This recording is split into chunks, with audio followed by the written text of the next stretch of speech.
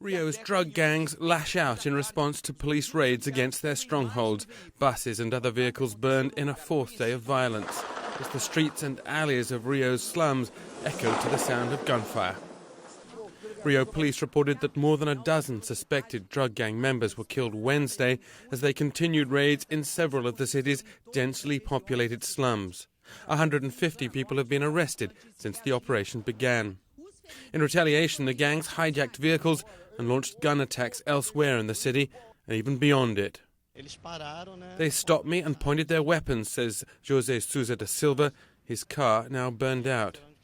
This police outpost in the suburb of Caixa Fluminense, one of the targets. The police operation is part of an ongoing program to eject the gangs from Rio's favelas, but two factions have joined forces to fight back. Gun battles raged around the Peña shanty town, where the Red Command, one of the most powerful groups, is well entrenched. Rio's public security secretary said the violence had been ordered by imprisoned drug traffickers. They were now being moved to jails in other parts of Brazil.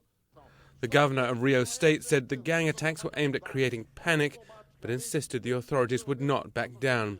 And Brazil's outgoing president, Luiz Inácio Lula da Silva, said the state would do whatever it takes so that the good guys, as he put it, defeat those who prefer a life of crime.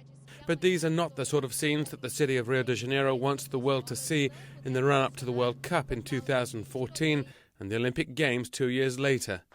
And many of its residents are alarmed that this time the gang violence has spilled well beyond the favelas. Tim Lister, CNN, Atlanta.